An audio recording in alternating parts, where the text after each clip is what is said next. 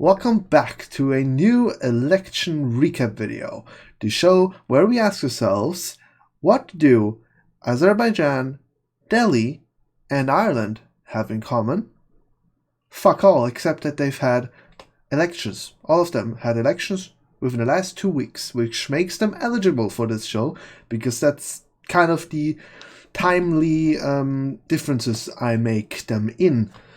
I am extremely regular with my videos, and I really keep to schedules totally, obviously. Anyways, let's start talking about these elections by starting with the most underwhelming, uninteresting, undemocratic, and generally just trashy election of all of them, which is the Azerbaijani election.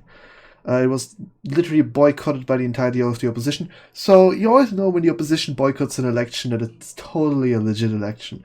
Anyways, the new Azerbaijan party with their leader Ilham Aliyev, again, I'm the king of pronunciations, obtained a majority of the seats. We don't even know what the votes were in this one, which is always, again, a great sign for a democratic election.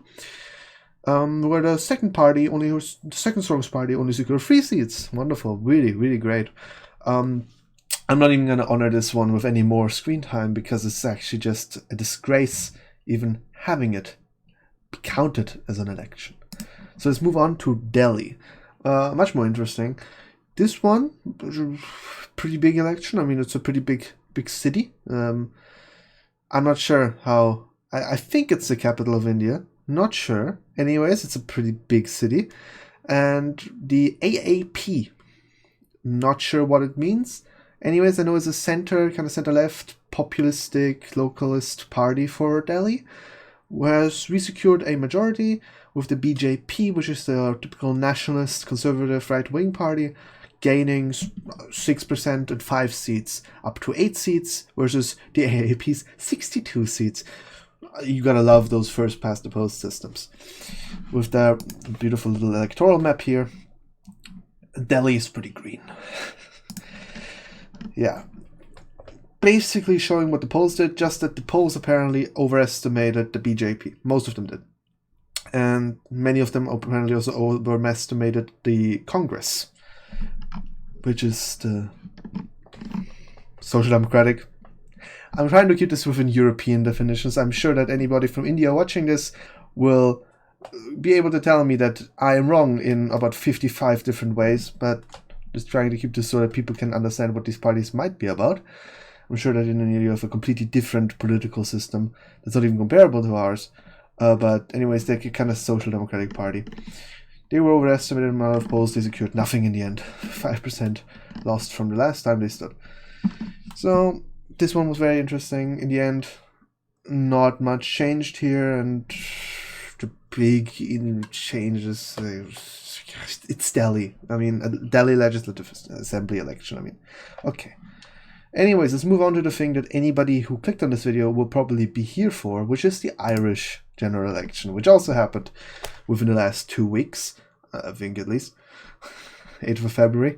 Now it's, I think, what, the 16th, 18th, 17th? I'm not sure. I don't do dates. I do dates, but I don't remember them.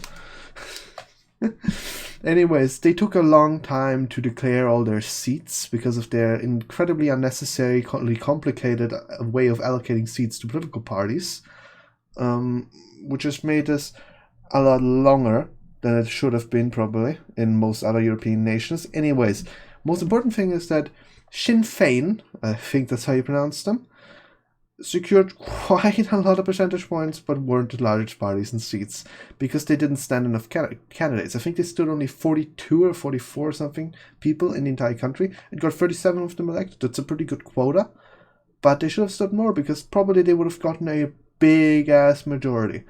They obtained 24.5%. They are a strongly left-wing party, comparable to other parties in Europe like Die Linke, or I don't know, Syriza, or whatever, the one French party.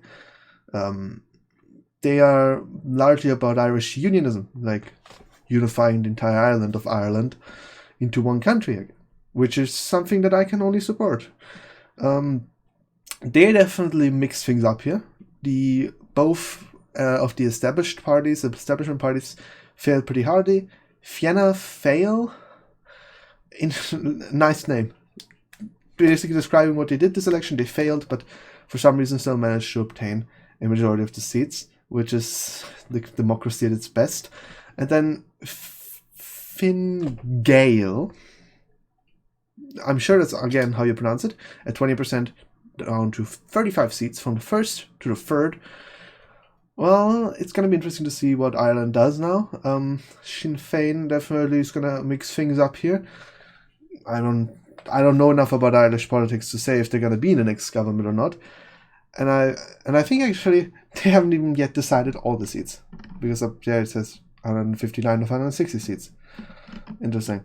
Although I think that's just something with the speaker or something. They have a very interesting system. This is how it looks.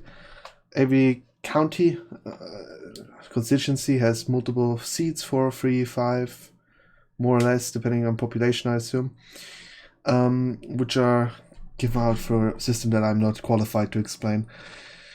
There's a lot of independents as well that have been elected. No big right-wing party. On to, I think that's how you pronounce it again, is kind of a more right-wing party, I've been told, but they secured 1 seat, so that's something, I guess.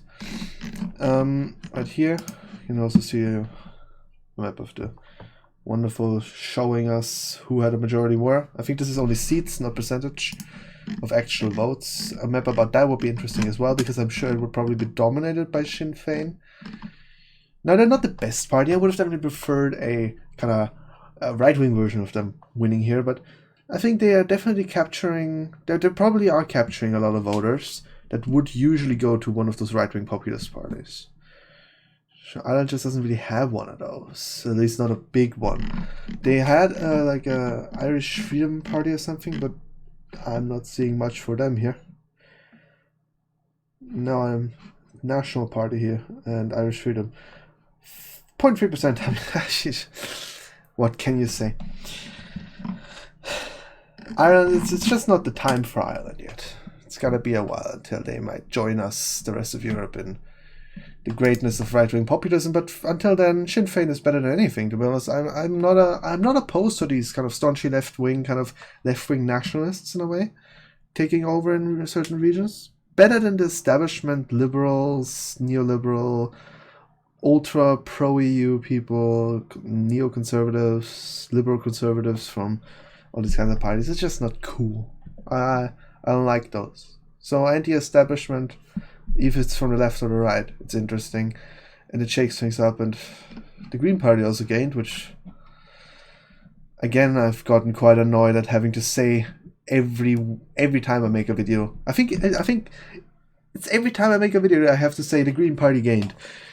I think you could make some kind of compilation of me having to say the Green Party gained, because it's just happening everywhere and I'm annoyed at it. But usually we gain more than them, so that's okay.